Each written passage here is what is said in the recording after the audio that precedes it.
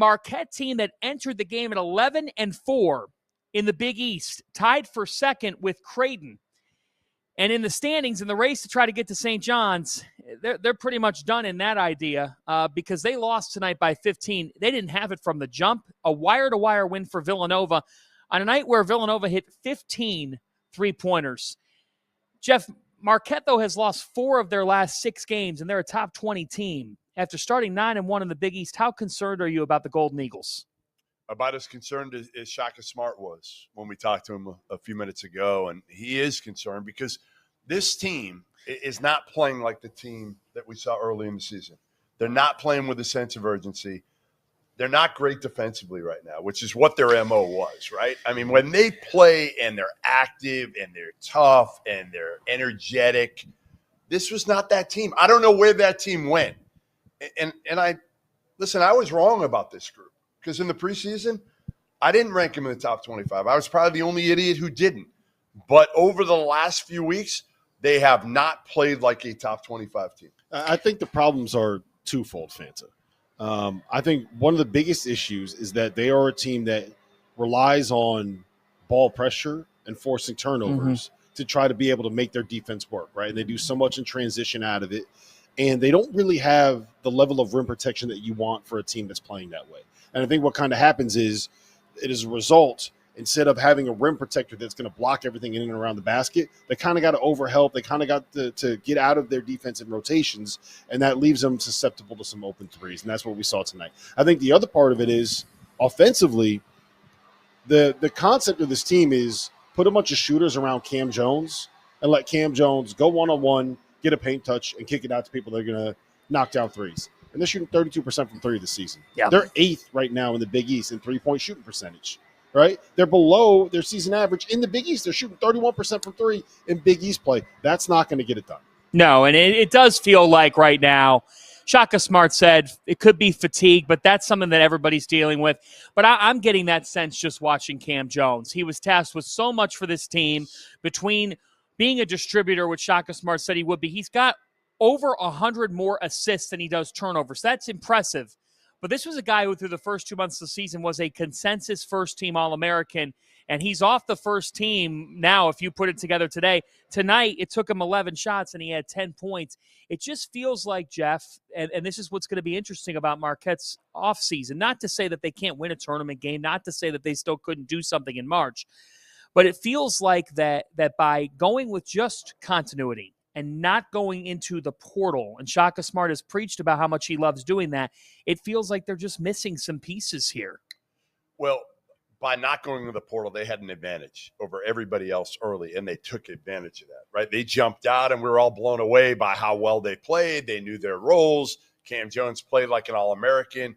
I think, again, he's got too much on his plate, and you could tell he's not the same player because he's got to do everything for this team. It's too much for him right now. Yeah, and the other problem is that I don't think it's necessarily too much. I just think that you can throw multiple bodies at him and you're not going to get burned, right? Like the idea of what should make this defense work or make this offense work is having guys like David Joplin at the 4 and Ben Gold at the 5 who are going to pull you away from the basket and make you pay if you send your big guys to the rim to overhelp. And those guys are like David Joplin shooting, 30% from 3 right now? I think that Ben Gold is just hasn't had the year. Yeah, he's just been ineffective. Yeah. So I think that Shaka. So should he have gone to the portal? That's the big question that I have. Is you knew what you had, right? So you had confidence, and there's such a thing as loyalty. Tom Izzo, Michigan State just won. He's had loyalty as well, and a lot of people kind of faulted him for it. By the way, didn't just won. He just won by 13. Yeah, Tom Izzo just took out the vacuum and rolled past Michigan. Did you get the reference? I did. Okay. Thank you. We'll get to that in a few moments. Continue. Yes. The dustbuster came up a little short in this one. I think the biggest thing for me for Marquette is you don't have to go crazy with the portal. Okay. Did you just call Dusty May the dustbuster? Yeah. Well, it worked well with the vacuum. It did. Exactly. It did. I prefer a Bizzle. I think the biggest thing is Shaka bet on player development and bet on the guys in his program taking a significant step. Which is refreshing in this current climate. In that moment. It is. And some of the guys did. Like, I think Stevie Mitchell has gotten better. I would make the argument that Chase Ross has gotten better. But Ben Gold didn't take the leap that you needed him to replace a guy like Oso Ighodaro, right? David Joplin is still the same guy he's been for 3 years, which is someone that could give you 20 on any given night, that could also give you a 2 for 19 shooting performance on any given night, and you just don't know what you're going to get from him. So this wasn't the Marquette team, though, that, again, we fell in love with this year. No. And again, where has that team gone? That's my biggest thing. Well, I wonder if getting off to the start they got off to, they started to kind of feel themselves a little bit. 19-3, you're 9-1 in the league. Everybody's saying how good you are. You get away from what made you great, which is playing harder than everybody else. I don't think it's that. I don't think it's that. I think part of it is they've been a little bit figured out. Teams know what they have to do to stop them now, and it's kind of snowballed to the point where, I mean, you lose 3 in a row, and a run where you lose 4 out of 6, you cost yourself a chance at the Big East regular season title. Your only wins in the last 2 are DePaul and, I'm sorry, Fanta, Seton Hall. Right. And it might just be a confidence thing. Like, you could be warned. No, they're not all the way there mentally. Yeah, you could sense early on tonight they weren't engaged. Now, they've taken the last 8 meetings before tonight over Villanova.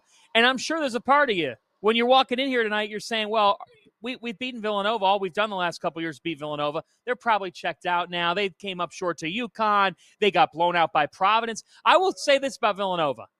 You want to talk about coming ready to play and offensively executing your stuff against a top 30 defense from an efficiency standpoint. It looks a lot better when the shots go in. But 2 things happen tonight. Jamir Brickus had 21 points. He started 5 for 5 from 3.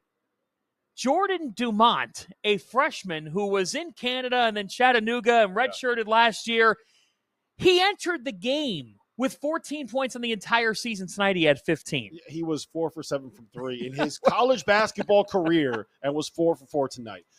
Look, if Kyle Neptune had coached this team to shoot 15 of the first 23 threes all season long, Villanova would be undefeated right now. Could Nova be a dark horse of the Big East tournament? Could they do something? Why not? Tell me why. Again, you have 2 of the best. Now, Wigga Poplar wasn't great tonight, but you've got Eric Dixon, who's as good as any player in this league. And again, Poplar had been playing great. Any player in the country. Like, Eric Dixon is a leading scorer in college basketball on a team that's like 350th in pace. Like, he's awesome. Poplar had been great. Brickus showed what he could do. And, you know, again, I'm not sure the kid from Dumont. Yeah, I mean, listen, shout out to Are you telling me he's not going to go 4 for 4 from 3 every single night for the rest of the season? Pretty sure he's not going to. But Jeff's right. They have 2 of the best players in the league, and when they're shooting like they did early, then the defense was locked in, and they locked in on Jones early. Brickus is that guy, right? Like if and again, he's not going to do what he did tonight, but he can put a lot of pressure on the defense, right? He can get to the basket. He can shoot it from 3. A really good shooter. Doesn't turn the ball over either. No, they don't turn it over. They don't turn it over, but Marquette Villanova has 7 turnovers tonight. But here's the problem. Here's the problem. They put no pressure on them. No, but here's the problem with that. How long have we been saying Villanova has the talent to do X, Y, Z? 3 years. Villanova has the talent 3 years we've been saying to be able to make a run. Listen, Villanova has the pieces to be able to be one of the better teams in the It's hard to believe this is not an NCAA tournament team. And look, haven't we been saying that for 3 years now? They've had the resources. They've had enough talent. To me, they should certainly be in the equation with Creighton. What did you want us to hang on to? What would you want us to hold on? No, they've beaten St. John's in this building. Was it? It was in the Finn. But that was a week ago, right? They just beat Marquette. They have 4 ranked wins. They beat UConn. 4 ranked home wins. Finn, right? We see what their ceiling can be. So my question is, how come you're not getting that against Columbia at the start of the season? St. Joe's I can write off because St. Joe's is a rivalry game, and that was at the Palestra, and anything can happen in a game like that. St. Joe's, you can make the argument overall might have more NBA talent than Villanova does. That one you can write off. But a Columbia lost, Virginia losing to this Virginia team. Right. You know, you shouldn't be losing to Providence this year if you're Villanova and you're trying to make the tournament like that. That's the stuff. It's not when they have their best moments that makes you concerned. It is Why can't they do that every single night? And that's the thing that has to be frustrating if you're a Villanova. So